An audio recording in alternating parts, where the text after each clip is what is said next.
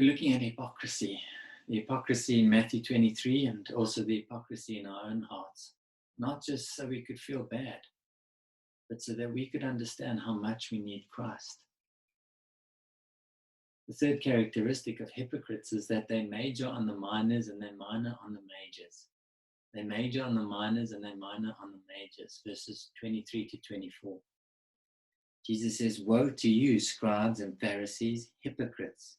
For you tithe mint and dill and cumin and have neglected the weightier matters of the law, justice and mercy and faithfulness. These you ought to have done without neglecting the others.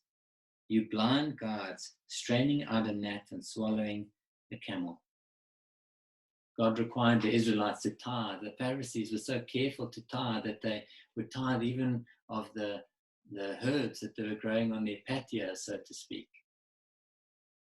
They seemed so serious about keeping God's law and every detail of God's law, but in fact, they were missing the point, completely neglecting the weightier matters of law and justice and mercy and faithfulness, showing justice to those who deserve it, showing mercy to those who need it, being faithful in all your commitments, to all God's commandments, to your own word.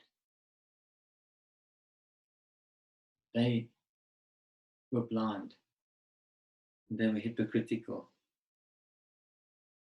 And as Jesus describes here, they were straining out a gnat and swallowing a camel. I mean, they were being so careful about the smallest things, but completely ignoring the big things. We all do this. We feel so good about ourselves because we do the smallest things right and we minimize the things we do wrong. I've got this long resume of how good I am and a very short list of shortcomings.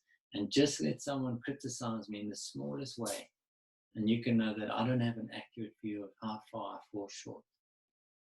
We make a big deal about reading our Bibles regularly and going to church every Sunday. And we haven't really loved anyone or sacrificially served anyone in weeks. We make a big deal of what we've given to the church, but we don't give our spouse or our boss or a sibling forgiveness when they sin against us. We don't infringe on copyrights because that would be stealing, yet we don't pay our taxes or our workers a decent wage.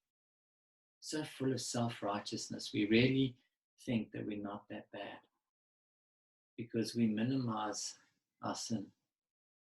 And we focus on the things we can get right, even if it's small, and we make them seem to be big. And we ignore the things that we just can't do. Are you like that? Are you impressed with your own righteousness? For a hypocrite to be converted to Christ, we must turn from trusting in our own works and acknowledge that there's only one who has ever been truly obedient. We need God's grace, God's amazing grace.